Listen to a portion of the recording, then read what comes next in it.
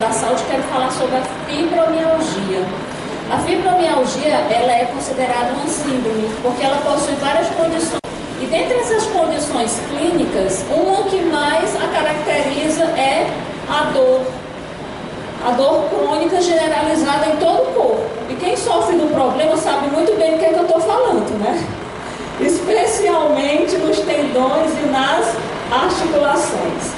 Outros sintomas que também a pessoa pode apresentar são distúrbios no sono, aquela sensação de fadiga, de cansaço permanente, alterações no humor, ansiedade, sensibilidade, formigamento, especialmente nas mãos, tem mais sensibilidade à dor. Hoje não se sabe qual é a causa da fibromialgia. Então não existe assim um tratamento específico para... Próximo slide. Não existe assim um tratamento específico para curar a doença de acordo com a medicina. O que existe são fármacos, medicamentos que podem ser usados para poder aliviar os sintomas, para que a pessoa possa ter uma qualidade de vida melhor. Agora, é importante que a pessoa que sofre do problema também faça uso de algumas terapias não medicamentosas para melhorar sua qualidade de vida. E dentre esses tópicos, a gente pode aqui citar a psicoterapia.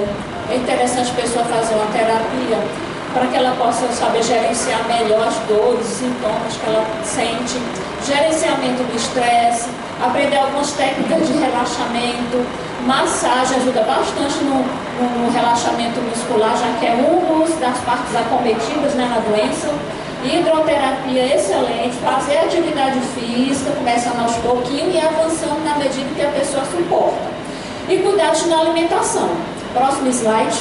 Em relação aos cuidados na alimentação, eu queria aqui destacar alguns pontos. Primeiro, evitar tudo que possua cafeína, aumentar a ingestão de alimentos ricos em vitamina C e potássio, com destaque para aqueles alimentos que vocês estão vendo ali.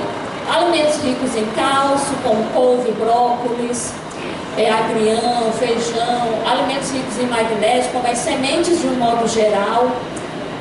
E com relação à alimentação vegetariana, estudos mostram que a pessoa que faz uso dessa alimentação, a vegetariana, ou uma alimentação pobre em proteínas de origem animal e rica em proteínas de origem vegetal, ela tem melhoras consideráveis em relação aos seus sintomas, uma redução bem significativa.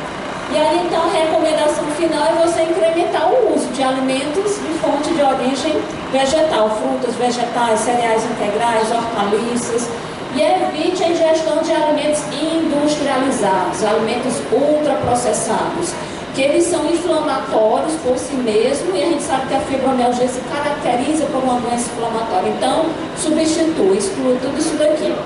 E para sua reflexão, eu queria deixar essa citação do livro Temperança, página 13 e 14, que diz o seguinte: Jesus é o grande restaurador. Ele, porém, deseja que, vivendo de conformidade com suas leis, cooperemos com ele na recuperação e na manutenção da saúde.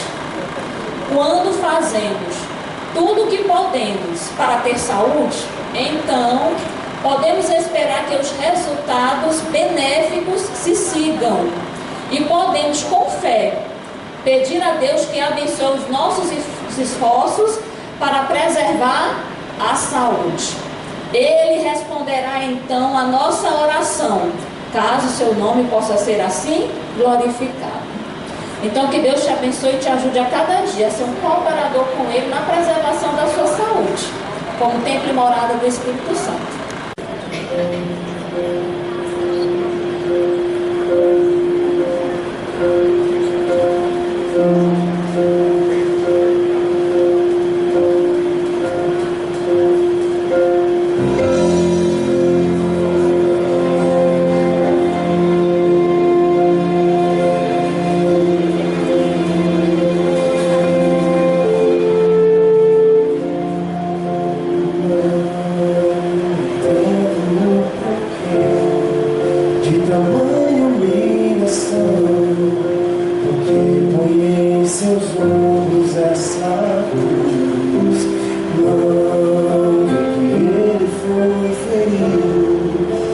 emoções te o levaram. Não vê que esse homem nada fez pra merecer o peso dessa cruz.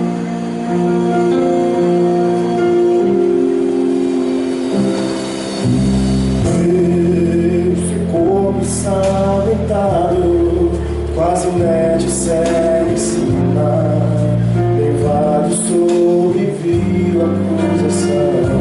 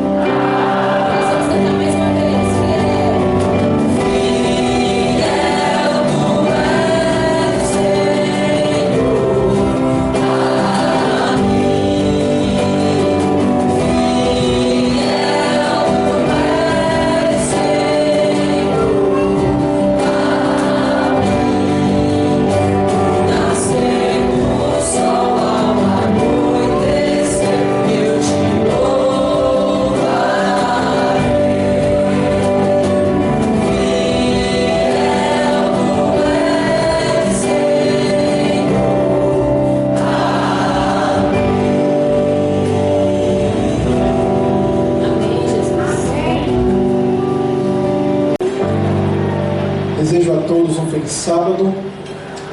Para nós é uma alegria poder estar aqui com vocês nessa manhã. Vocês dizem amém? Se Deus é por nós, que bom que nós temos Deus conosco, né? É maravilhoso. Queridos, antes da gente entrar propriamente dito na mensagem dessa manhã, eu queria aproveitar para dar 2 recados muito especiais, tá? O primeiro é um pedido de desculpas em nome da Igreja Central de Fortaleza e do Colégio Adventista pela sujeira que tivemos aqui no auditório hoje. Vocês sabem que a gente está num contexto de reforma, é um desafio aqui, o colégio também está nessa reforma. Eles estão pavimentando, então tem sido um desafio. E tivemos um probleminha ontem com a questão da zeladoria, e por isso nós tivemos esse imprevisto hoje. E só fomos saber disso ontem à noite, já quase 10 horas da noite, então não tinha muito como a gente resolver mais. Mas já ajustamos aí para a partir do próximo sábado estar mais organizado, minimizando pelo menos a poeira aí em nome de Jesus, tá bom? O segundo é que eu queria convidar o irmão Célio aqui à frente, em nome de Jesus. Então, irmão Célio, você a gente sabe de Deus. Tem algum outro Célio aqui? Não? Vem aqui, cheio. Irmão Célio é um dos anciãos aqui nosso da igreja, hoje propriamente é o nosso ancião do dia. E a gente recebeu uma informação muito importante. O irmão Célio está fazendo aniversário hoje, irmãos. Vocês dizem amém? Nem ele sabia disso, ó, gente. Irmão Célio, Senhor, uma bênção de Deus para essa igreja, né? Nós não poderíamos deixar de passar em branco esse momento. E queremos fazer uma oração que uma bênção de Deus sobre a sua vida. Antes da gente orar, tem mais alguém que fez aniversário recentemente, está aqui hoje? Eu gostaria de receber essa oração também. Alguém? Se não houver, nós vamos orar agora. Se houver, queria chamar aqui à frente, em nome de Jesus. Tem alguém aí? Apontar não vale não, gente. Tem que cutucar, viu? Só saber se tem. Tem alguém? Ok. Então, irmão Célio, a gente sabe que a vida é uma dádiva de Deus. É um presente. E a sua vida é um presente de Deus para essa igreja. A gente, no Ministério Pastoral, e como funcionário também da nossa igreja, a gente é feliz pela atuação, pelo empenho, pela dedicação do Senhor para essa igreja. Agradeça. Eu aprendi a amar Jesus plenamente aqui nessa igreja. Tudo que eu sou, tudo que eu tenho, tudo que eu pretendo nascer, dado aquilo que eu aprendi nessa igreja, através do corpo de liderança que eu tive e tenho, né? E pela busca do Espírito Santo todo dia na minha vida. Isso eu aprendi na casa de Deus. E eu queria só deixar um recado para as pessoas que não deixemos de congregar, irmãos. Porque nós estamos vivendo um tempo muito solene, que Jesus está bem pertinho de voltar. Então, se existe um momento para se congregar, participar das coisas celestiais, é esse tempo agora. Esse é o meu maior presente, é ver essa igreja lotada, assistida pela presença de Deus todos os dias na nossa vida. Esse é o meu maior presente. Vocês dizem amém, povo de Deus? Vamos orar abençoando a vida do irmão Célio nesse momento, em nome de Jesus. Querido Pai Celestial, nós entregamos esse servo nas tuas mãos. Irmão Célio, ancião desta igreja, tem sempre buscado fazer o seu melhor, um homem de paixão missionária, e nós queremos pedir a bênção do Senhor sobre a sua vida, sobre a sua família, seu casamento, que o Senhor continue fazendo dele uma bênção para a honra, para a glória de Deus nessa igreja, para a sua família e por todos aqueles que têm o prazer e o privilégio de ter convívio com o nosso Senhor. Nós entregamos a vida dele e a sua família nas tuas mãos nesse momento, em nome de Jesus. Amém. Deus te abençoe, meu irmão. Amém? Olha aí, 20 anos depois dessa, Deus abençoe, irmão Célio. Você não dá nem a sua de palma, irmão Célio. Está com sono, diga amém. Porque a gente é tão rápido, começa às 9, acaba a meio-dia quase. Irmãos, vamos abrir a palavra do Senhor, né? A gente não vai perder tempo não, tá bom? Lucas capítulo 19 é o texto que eu escolhi para a gente refletir nessa manhã. Lucas capítulo 19.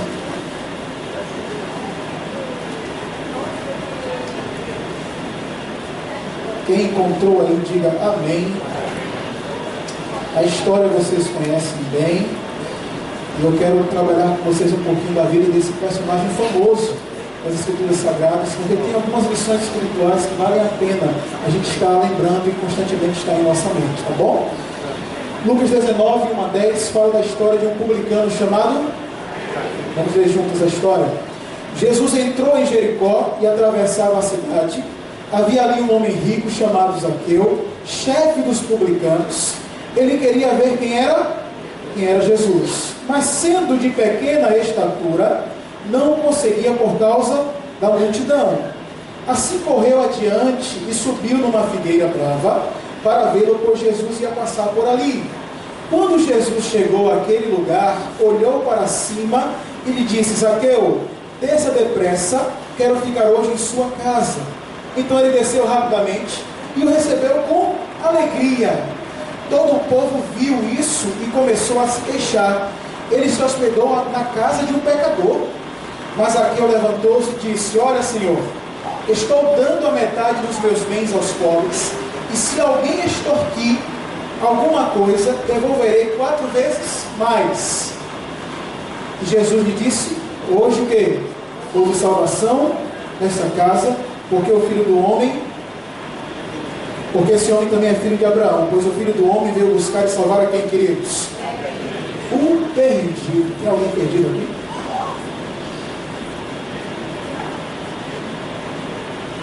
Quem era Zaqueu, queridos? Quem era Zaqueu? A Bíblia vai classificar Zaqueu como maioral dos publicanos. E entre esses, nós sabemos que existiam os publicanos, de maneira geral, e os chefes, os gestores, os administradores de publicanos, né? A palavra publicanos, ela significa um oficial romano de impostos. E ao longo do tempo, esse termo foi sofrendo alguns desdobramentos semânticos, perdão. E o que era um publicano de fato? Era um judeu a serviço de Roma. Vocês devem imaginar que o sentimento no coração das pessoas em relação a um publicano era um sentimento de revolta, porque ele era considerado um traidor da pátria, alguém que estava trabalhando contra um inimigo que era o seu algoz, estava tentando extorquir as pessoas, cobrando seus impostos, geralmente impostos altos, para servir ao império opressor. Eles eram apenas agentes menores dentro de um sistema, e mais ainda assim eram odiados pela população, ou viviam com a situação do ódio constantemente. Para a nação escolhida, os coletores de impostos, eles eram o último elo de uma corrente de intoleráveis. Era o tipo de pessoa que nós estamos aqui num bom ambiente, e quando ele chega, o clima faz o quê? Ele muda completamente. Vocês conhecem pessoas assim? Se está um clima leve ali, de repente o clima pesa. Os olhares de julgamentos logo são lançados, os pensamentos negativos começam a vir à mente. É dessa forma que acontecia com o publicano. A maioria dos judeus acreditava que eles haviam desertado do judaísmo. E você sabe como fica a vida de um soldado que ele é desertor, por exemplo. Ele perde direitos civis, muitas vezes vai preso. Então as pessoas consideravam eles dessa forma. Era assim que era visto o publicano perante ali a sociedade, perante as pessoas. Só para a gente ter um pouquinho de noção, na Mishnah, que apresenta-se que os publicanos geralmente estão associados ali a ladrões, a cambistas, estão geralmente ali junto a gentios e assassinos, nos grupos em que são mencionados essas pessoas. Nos evangelhos você vai perceber que sempre eles estão associados a prostitutas. Quando se fala de publicanos, geralmente estão no grupo das prostitutas, no grupo dos ladrões, no grupo dos trapaceiros, no grupo dos pecadores, dos adúlteros. Então, eles acabaram se tornando sinônimo de pecadores.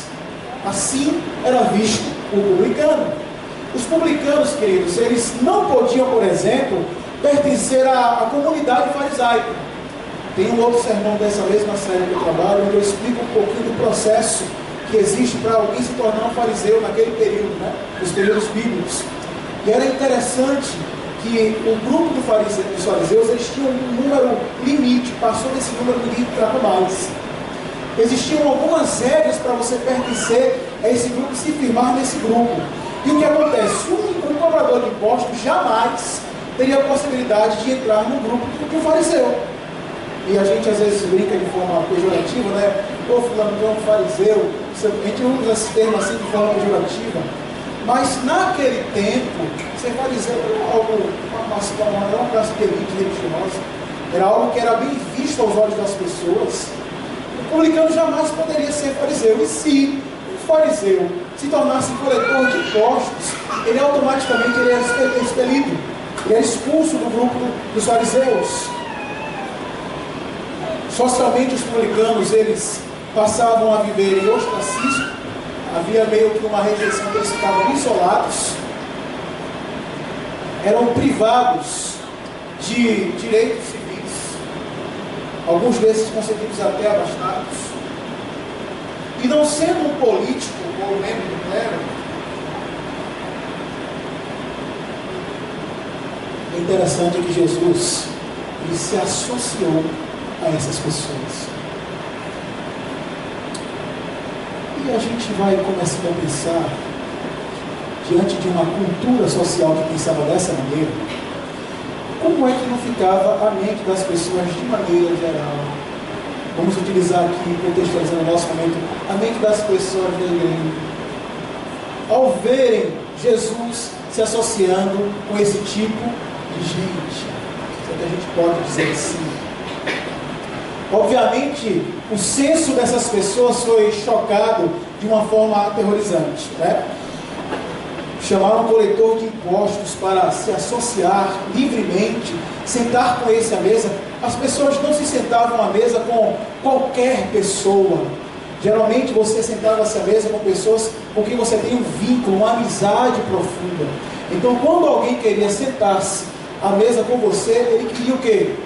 Aproximar-se, desenvolver intimidade. E é isso que Jesus faz com alguém que era considerado um pária da sociedade.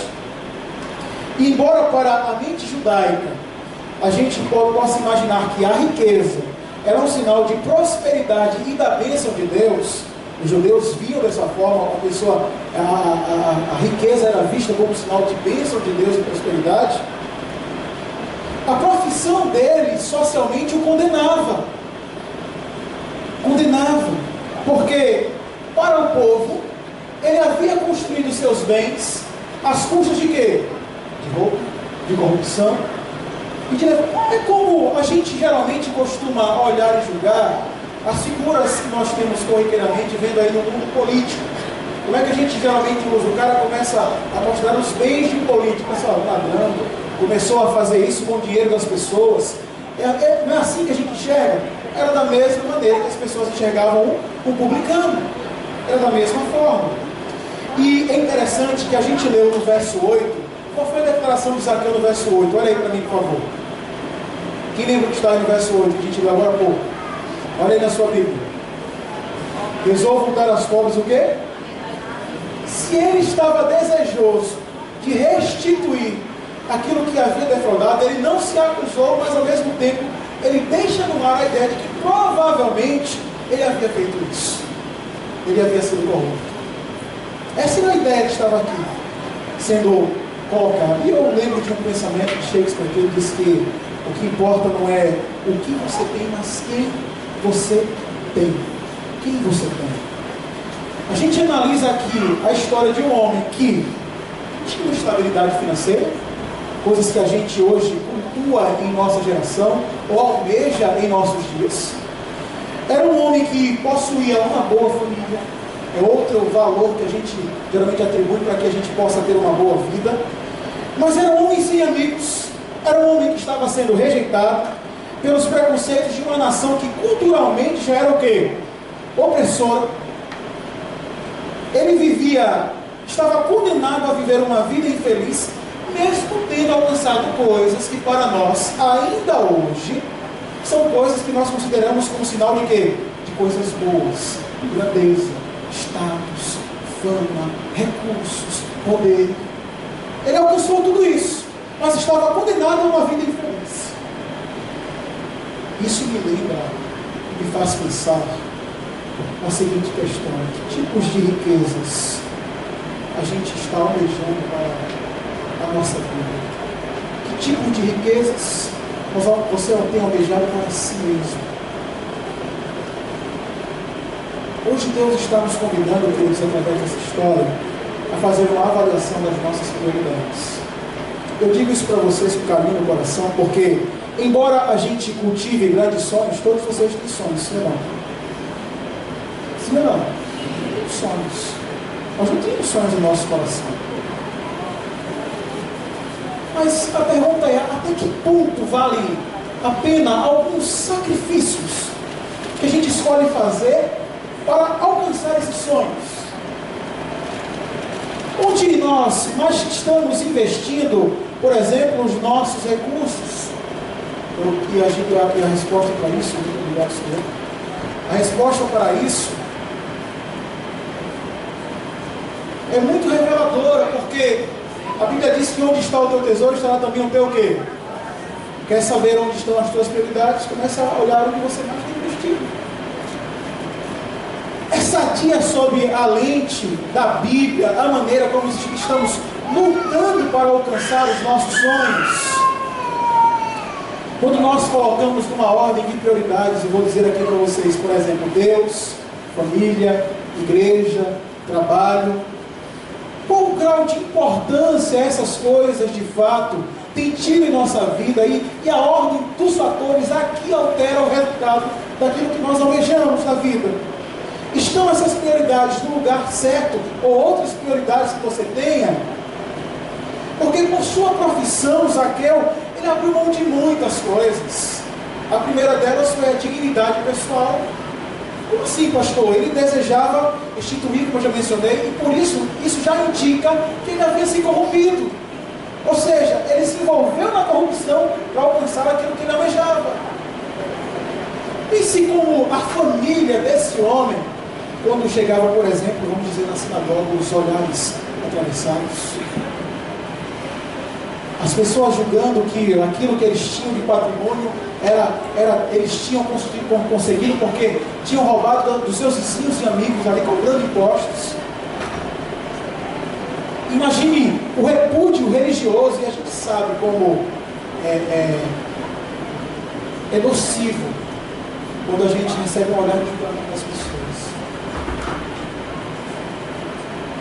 O julgamento dos vizinhos, os boatos correndo na comunidade.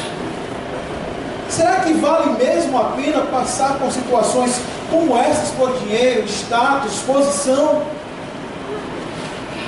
Quantos em busca de bem-estar, em busca de dinheiro ou avançar na vida profissional, estão abrindo mão da sua comunhão com Deus, abrindo mão do tempo com a sua família, ajudar a obra de Deus a avançar? Quantas vezes nos esgotamos emocionalmente, fisicamente, quando a obra de Deus precisa dos nossos talentos, nós não temos nada a oferecer, porque nós só nos colocamos a sobra do tempo, a sobra dos dons, a sobra dos nossos esforços. O que resta eu ofereço a Deus, porque todo o meu resto do meu tempo está dedicado à busca dos meus sonhos. Qual foi a última vez que você fez um jejum, passou uma noite na presença de Deus em oração, estudando a palavra de Deus? São perguntas que a gente precisa fazer e se fazer. Avalie-se, porque a gente muitas vezes consegue passar dias inteiros estudando biologia, química, filosofia, mas é uma luta para passar 10 minutos com a palavra de Deus aberta no coração. Entende? Vira à noite assistindo séries, mas não consegue, passa 3, 4 horas olhando a vida dos outros na rede social, mas não consegue falar de Jesus para pessoas. Precisamos nos avaliar. Que tipo de cristãos nós queremos ser? Que tipo de seguidores de Jesus nós almejamos ser em nossa vida? A gente consegue falar da vida dos outros, mas não consegue falar da vida do nosso.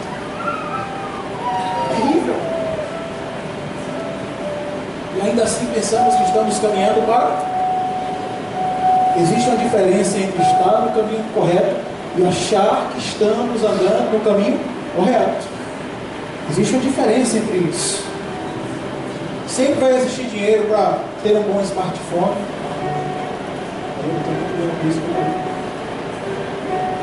Adquirir um vestuário dispendioso. colocar um tablet na mão de uma criança sem avaliar o conteúdo que ela está observando, porque você só quer que ela passe o tempo dela ali e deixe em paz. Não é um problema ter as coisas, queridos, o problema é o amor da gente estar onde? Nessas coisas. E enquanto isso a gente deixa Deus sempre o quê? De lado, à margem. E aí vamos criando desculpas, sabe? Conselho bíblico de Provérbios, capítulo 23, verso 4 é: não se esgote para obter riquezas, não se acabe, não define para isso. Hebreus 13:5 diz que o seu modo de vida seja livre do amor ao dinheiro. Fiquem satisfeitos com as coisas que você tem.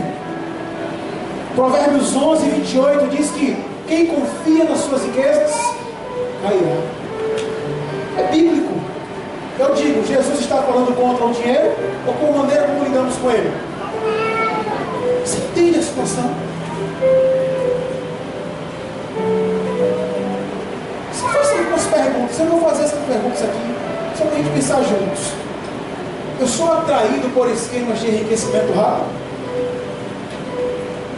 Acabo fazendo amizade com pessoas que estão sempre falando sobre dinheiro e as coisas que têm? Estou disposto a mentir ou fazer coisas desonestas para ganhar dinheiro? O dinheiro faz com que eu me sinta importante? Estou sempre pensando em dinheiro? A minha atitude com relação ao dinheiro está prejudicando a minha saúde e a minha vida familiar? São perguntas importantes que devemos se fazer. Veja alguns princípios importantes para a gente.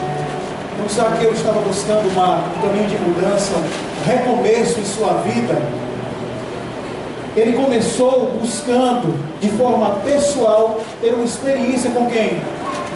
Com Jesus Cristo. Não existe avivamento sem comunhão, não existe vida espiritual sem oração, não existe conhecimento de Deus sem palavra de Deus na vida. Não tem como. Eu quero uma igreja viva, sim ou não? Eu quero ser uma pessoa cheia do Espírito Santo, sim ou não? Mas como o Senhor me separa o tempo para Deus na minha agenda? Eu tenho que me perguntar isso, se o querer e o fazer estão alinhados. Não há restauração sem viver uma experiência pessoal e real na presença de Deus.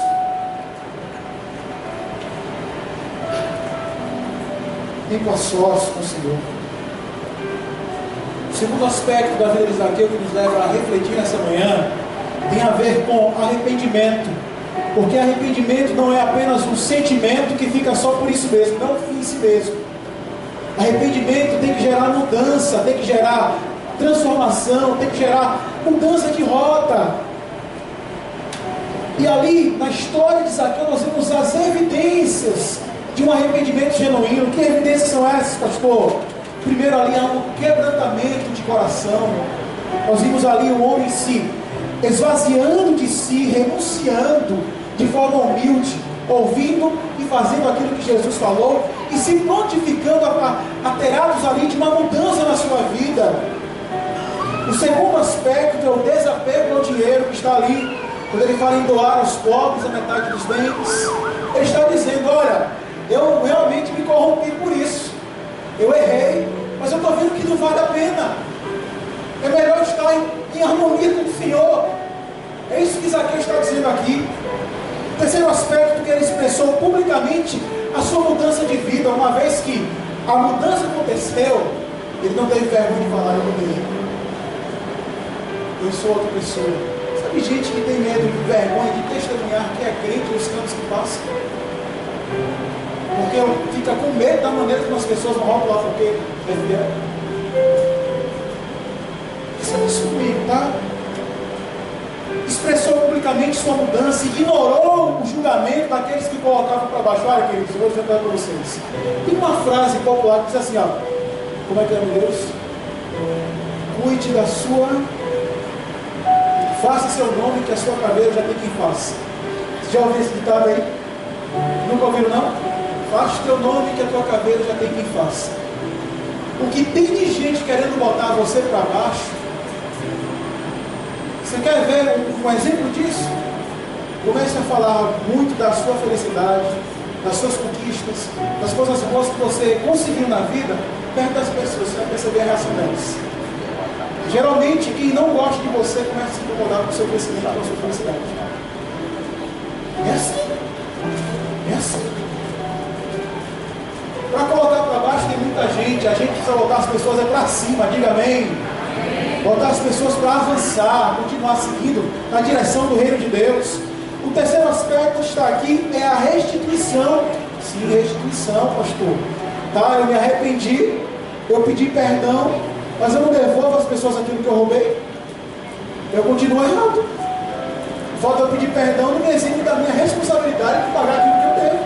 Sim ou não? Tem que corrigir o erro que cometeu.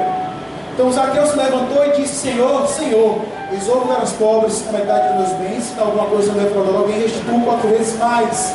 E ao nos transformar, sabe o que Deus nos faz? Ele nos restitui o direito à herança no reino de Deus. Diga amém. Nós somos herdeiros e co-herdeiros com Cristo. Uma promessa que não tem dinheiro nessa terra que vale a pena não, Cristo. Hoje houve salvação nessa casa, pois esse homem é filho de Abraão, e ele se torna então herdeiro da promessa. Diga amém. Da mesma maneira, nós devemos restituir aquilo que roubamos. Se a gente roubou das pessoas, restitua as pessoas. Se você roubou de Deus, restitua a Deus. A Bíblia diz: vós me roubais o quê? Os dízimos e o quê? Se houve isso, restitua ao Senhor aquilo que foi roubado. Se roubamos os pactos de ofertas, devolva a Deus. Se roubamos colegas de trabalho, amigos, familiares, parentes, temos o dever de restituir aquilo que tiramos, seja isso propriedade, dignidade, posição, dinheiro. Tem gente que ofende as pessoas publicamente, só que pede perdão no privado. Era para ser o inverso. Você elogia em público e repreende as pessoas no privado. Tem que aprender algumas coisas como indivíduos para conviver em sociedade. Zaqueu, queridos, não precisava de uma ajuda, de uma cesta básica neste momento. Não era de argumentos para lhe apontar o caminho da verdade. Ele não precisava, não queria alguém que condenasse, eu posso dizer para ele: que está errado nisso aqui, que é o que a gente sabe fazer. O que ele queria era ser acolhido, ser recebido, sentir-se parte. Entende? E aqueles que se afastam de Deus e querem retornar a presença de Deus, o que é que eles querem, queridos? Sentir-se parte, ser recebido de volta. Ele não buscava uma região de formalidades, ele buscava uma experiência pessoal com Jesus Cristo. E aqui há um contraste extraordinário para a gente pensar. Os fariseus, eles possuíam religiosidade, sem conhecer a Deus, estavam satisfeitos. Você conhece gente assim na igreja? Gente que vive direitinho os princípios, os valores, mas não reflete Jesus em nada que está falando aqui. Só forma, só procedimento. A pergunta é: quanto de Deus está nas coisas que fazemos? Quanto de Deus está nas coisas que empreendemos? Quanto de Deus está na maneira como realizamos as coisas? Zaqueu foi despido de sua religiosidade para conhecer o Salvador. Os fariseus nasceram ouvindo a lei de Moisés e as restrições e seguiam sem questionar, olhavam para a lei. Não tem nada de errado com a lei, viu, queridos? Só refrisando isso aqui, para quando dizer que eu estou dizendo uma coisa que eu não disse, viu? Não tem nada de errado com a lei. A questão é a maneira como nós interpretamos e vivemos as coisas. Porque uma coisa é o que Deus diz, a outra coisa é o que eu acho que Deus diz. São diferentes. Zaqueu estava buscando olhar para o Deus da lei, que ao invés de impor regras para salvá-lo, oferecia sua graça para a felicidade. Diga amém. Enquanto os fariseus barganhavam com Deus através das obras, Jesus ofertou a salvação a ele gratuitamente. É graça. Queridos, Deus acolhe o coração genuinamente arrependido. Você diz amém por isso? Pastor, existem áreas da minha vida nessa manhã que eu preciso de uma restauração de Deus. Deus acolhe o coração genuinamente arrependido. Pastor, tem pecados que eu preciso abandonar. Tem situações de corrupção com as quais eu estou envolvido. Tem situações de infidelidade que eu preciso corrigir. Deus acolhe o coração genuinamente arrependido. Ele acolhe. Quando todos se voltavam contra Zaqueu, Jesus esteve ao seu lado. Diga amém. Quando todos o odiavam, o mestre o amou. O mestre o amou. Quando o mundo lhe virou as costas, Jesus abriu os braços. É assim que Jesus age, é assim que ele faz. E o que é a graça e transformação desse processo? Quando o coração de Zaqueu foi transformado, ele se tornou um homem o quê? Melhor. Ele se tornou um homem melhor, ele já não era mais o mesmo. Eu queria dizer para você que nenhum encontro que a Bíblia menciona, onde alguém se encontrou com Jesus Cristo de verdade e teve uma experiência com Ele, essas pessoas nunca mais foram as mesmas pessoas. Passou a agir corretamente nos seus deveres, cultivar um caráter no qual o Senhor se agrada. Ele se tornou um homem diferente. Gallagher diz que a graça é o poder de Deus para nos ajudar a mudar. É o poder de Deus para nos ajudar a mudar. Os fariseus tentavam a salvação por aquilo que eles exteriorizavam, pela sua prática. A religiosidade parecia. Mas a mudança genuína ocorre quando a raiz do problema é tratada, o coração é transformado, e aí o coração transborda nas ações, transborda nas palavras, transborda nos pensamentos. A graça também trabalha em nossa vida de maneira progressiva. Diariamente, os discípulos oravam por novos suprimentos da graça de Deus. Eu encontro a graça e eu permaneço nessa graça. E os cenários que aqui se apresentam mostram a alegria de Deus para transformar vidas, porque a graça de Jesus nos salva, queridos. É salvadora.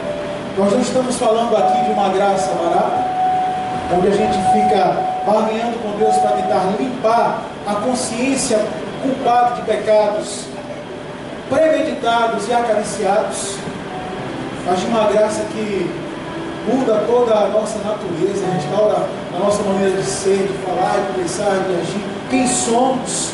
Ela opera a limpeza na nossa vida, na nossa alma, e a libertação das nossas culpas, e nos conduz a uma experiência maravilhosa, que é a experiência da alegria da salvação.